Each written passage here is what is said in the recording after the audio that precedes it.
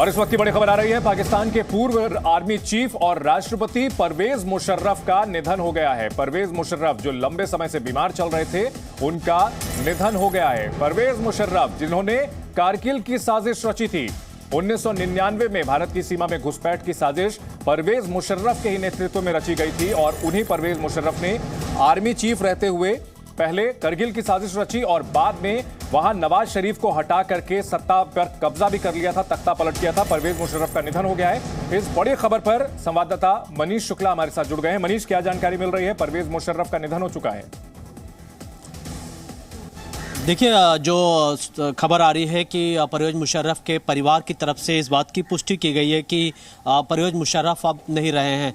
हम आपको बताएं कि जो उनका निधन हुआ है, जो जानकारी आ रही है कि यूएई में अमेरिकन हॉस्पिटल है, उसमें पिछले कई दिनों से परवेज मुशर्रफ अपना इलाज करा रहे थे। हालांकि कुछ दिनों पहले भी इस तरीके की कुछ रिपोर्ट्स आई थी, कुछ पिक्चर्स भी आए थे जिसमें परवेज मुशर्रफ के हालात को काफ़ी क्रिटिकल बताया गया था। हालांकि परिवार के लोगों ने बाद में कहा था कि परवेज मुशर्रफ की तबीयत जरूर खराब हुई थी, लेकिन वो रिकवर कर रहे हैं, बेहतर हो रहे हैं। लेकिन अब अभी थोड़ी देर पहले ही ये जानकारी सामने आ रही है, जो कि कई पाकिस्तान की जो मीडिया हैं उन्होंने भी रिपोर्ट किया हुआ है कि परवेज मुशर्रफ परवेज मुशर्रफ नहीं रहे हैं, उनका निधन हो गया है और वो लंबी बीमारी से जूझ रहे थे। और ये भी कहा गया है कि उनको एक खास तरीके की जो बीमारी थी, प्रॉब्लम थी, एमोलाइडोसिस नाम की उनको प्रॉब्लम थी और पिछले कई हफ्तों से वो इलाज करा रहे थे और उनको मल्टी ऑर्गन में इस तरीके की प्रॉब्लम थी।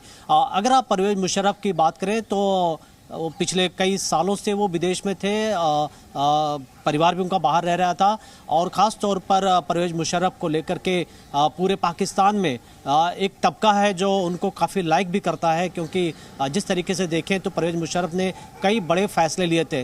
हालांकि जब आप परवेज मुशर्रफ को भारत के संदर्भ में देखते हैं तो ऑब्वियस है कि परवेज मुशर्रफ ने ही करगिल का जो पूरी साजिश रची थी, ऐसे वक्त में जब अटल बिहारी वाजपेयी बस लेकर के नवाज शरीफ से मिलने गए थे, उस वक्त नवाज शरीफ पाकिस्तान के प्राइम मिनिस्टर थे और भारत ने एक शांति की बड़ी पहल की थी, रिश्ते जो खराब थे पाकिस्तान के साथ। लेकिन जब ये बस की जो जर्नी हो रही थी, जब अटल बिहारी वाजपेयी वापस आए, उसके ठीक कुछ दिनों के बाद करगिल जैसी एक बड़ी साजिश का खुलासा हुआ था। तो देखा जाए तो इस वक्त अब थोड़ी देर में ही पाकिस्तान के कई जो पॉलिटिशियंस हैं, उनके नेता हैं, उनके स्टेटमेंट भी आएंगे और क्या परवेज मुशर्रफ को यूएई से पाकिस्तान लाया जाएगा अंतिम दर्शन के लिए, जो या फिर यूएई के अंदर ही उनका जो अंत्येष्टि जो इंक्रिमेशन है वही किया जाएगा।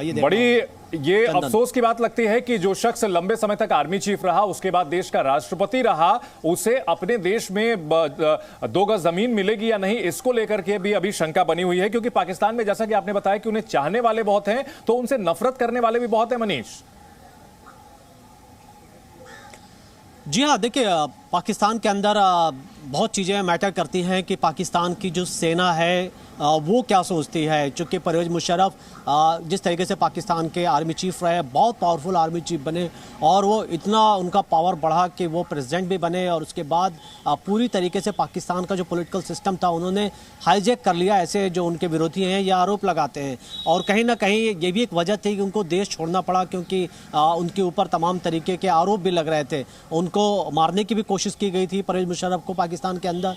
जो कट्टरपंथी थे उनको लाइक भी नहीं करते थे, क्योंकि लाल मस्जिद की अगर आप घटना याद करें, जहां पर बड़ा ऑपरेशन उनके वक्त में ही चलाया गया था। लेकिन ये भी आप देखें तो परवेज मुशर्रफ के फैंस भी काफ़ी हैं और ये माना गया कि परवेज मुशर्रफ जैसे लीडर्स की पाकिस्तान में इस वक्त काफ़ी ज़रूरत है। क्योंकि अगर आप देखें तो ऐसे दौर में पाकिस्तान के सामने काफ़ी मुश्किल ये टाइम चल रहा है, जहाँ उनकी इकोनॉमी, जहाँ पेट्रोल डीजल के रेट बढ़ रहे हैं, जहाँ आटे की कमी है, जहाँ शहबाज शरीफ जैसे उनके प्राइम मिनिस्टर जब ये बात कहते हैं कि जब वो दुनिया के हेड से बात करते हैं तो सबको लगता है कि कहीं ऐसा तो नहीं कि वो लोन या उधार मांगने वाले हैं। तो ऐसी स्थिति में पाकिस्तान की जनता को जरूर ये लगता होगा कि एक बड़े मैच्योर पॉलिटिशियन को या ऐसे शख्स को, डिक्टेटर भी आप कह सकते हैं परवेज मुशर्रफ को, ऐसे शख्स की जरूरत है। तो फिलहाल ये एनालिसिस तो चलते रहेंगे, लेकिन जो सबसे बड़ी बात आपने भी उठाई है चंदन की, क्या 2 गज जमीन पाकिस्तान के अंदर नसीब होगी? क्या ऐसे वक्त में जब परवेज मुशर्रफ अब इस दुनिया में नहीं है, क्या पाकिस्तान के हुक्मरान ये कोशिश करेंगे कि उनको पाकिस्तान लाया जाए दुबई से और यहाँ पर बाकायदा लोगों के सामने जो उनका अंतिम दर्शन है उसका कार्यक्रम रखा जाए? या फिर कई बार हमने देखा है कि पाकिस्तान के कई बड़े पॉलिटिशियन की जब मौत होती है तो बड़े शांति तरीके से बड़े एक तरीके से कोई बड़ा इसमें शोर शराबा नहीं होता और चुपचाप ऐसे लोगों को दफन कर दिया जाता है। बिल्कुल तो मनीष, हम बात कर रहे थे भारत को लेकर के परवेज मुशर्रफ की जो भूमिका रही। निश्चित तौर पर 1999 में उन्होंने करगिल की साजिश रची, लेकिन बाद के दौर में जब वो राष्ट्रपति बन गए थे तो उसके बाद शांति के प्रयास भी किए थे। एक मुशर्रफ और भारत के प्रधानमंत्री के बीच में उस दौरान एक प्लान का भी जिक्र हो रहा था कि कश्मीर समस्या का स्थायी समाधान हो सकता था। देखिए, इसको लेकर के दूसरी बात है कि पाकिस्तान और भारत के जो संबंध कब बेहतर हो, कितने अच्छे किए जाएं, उसमें यूएस का भी काफ़ी रोल होता है। क्योंकि पाकिस्तान की जो आर्मी, पाकिस्तान का पूरा सेटअप है, अगर आप देखें तो उनके ऊपर यूएस का काफ़ी प्रेशर होता है। क्योंकि यूएस ऑपरेशन कर रहा था कुछ दिनों के बाद, अगर आप देखें तो उनके यहाँ जो उनका टावर था, ट्विन टावर था, जिस पर अटैक हुआ था न्यूयॉर्क में, और अमेरिकन नहीं चाहते थे कि पाकिस्तान का फोकस इंडिया की तरफ हो, क्योंकि करगिल के बाद काफ़ी टेंशन था। तो जाहिर है कि वो भी एक प्रेशर डाला गया होगा पाकिस्तान के ऊपर कि ऐसे वक्त में वो भारत के साथ एक पीस प्रोसेस की प्रक्रिया शुरू की जाए। और आपने देखा कि अमन का पैगाम जैसे कई ऐसे चीज़ें भी कोशिश की गई थी। लेकिन वाकई क्या परवेज मुशर्रफ पीस के, शांति के चाहते थे? ये मेरे हिसाब से या बहुत से लोगों के साथ बिल्कुल आगरा समिट में उन्होंने काफी चालाकी भी दिखाई थी। आगरा जब आए थे तब शांति समझौते की बात होते होते अचानक से वो वापस लौट गए थे और सब कुछ बीच में ही अधर में लटक गया था। तो निश्चित तौर पर एक कॉम्प्लेक्स पर्सनालिटी थे और भारत को लेकर के हॉस्टाइल रुख तो रहा था, इसमें कोई शक नहीं है। वहीं पाकिस्तान की अगर बात की जाए तो पाकिस्तान के अभी के जो हुक्मरान हैं कहीं ना कहीं उन्हें जिम्मेदार मानते हैं, क्योंकि उन्होंने कट्टरपंथियों पर कार्रवाई शुरू की थी और जो कट्टरपंथी थे, जो आतंकी थे, तहरीके तालिबान पाकिस्तान जैसे, उसी वक्त में ज्यादा पनपे जब मुशर्रफ पावर में थे। जी हाँ, बिल्कुल ये कहा जा सकता है, क्योंकि लाल मस्जिद की जो घटना थी वो परवेज मुशर्रफ ने बहुत ही एक बड़ा कद दिखाया था, बड़ी कार्रवाई की थी। क्योंकि आप देखें तो पाकिस्तान के अंदर पिछले कई सालों से जो कट्टरपंथ है वो काफ़ी ज़्यादा एक तरीके से बढ़ रहा था और कई बार पाकिस्तान की खुद की पॉलिसीज़ भी इसके जिम्मेदार मानी जाती रही, क्योंकि कई बार पाकिस्तान ने इन कट्टरपंथियों को हवा दी पॉलिटिकल फ़ायदे के लिए। लेकिन और यही रीज़न था कि परवेज मुशर्रफ के कॉन्वॉय पर भी अटैक किया गया था, उनको जान से मारने की कोशिश की गई थी और जिसमें वो बच गए थे।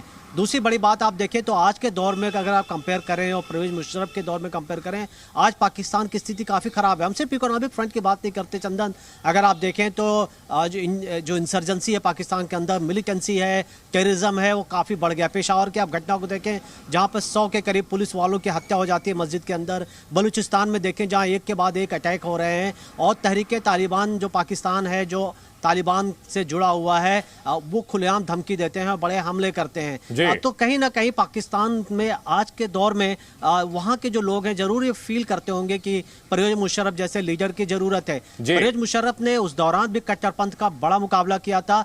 यूएस को लेकर के पाकिस्तान के अंदर खासा विरोध था कि क्यों यूएस का पार्टनर पाकिस्तान बनता जा रहा है। यूएस के बेसिस जो पाकिस्तान ने यूएस के लिए अपने बेसिस दे दिए थे, इसका भी विरोध था। लेकिन उसके बावजूद परवेज मुशर्रफ ने ये सोचा जरूर कि पाकिस्तान की फ्यूचर के लिए क्या बेहतर है और उन्होंने ये तमाम विरोध को दरकिनार करके अमेरिका के साथ जाने का फैसला किया था।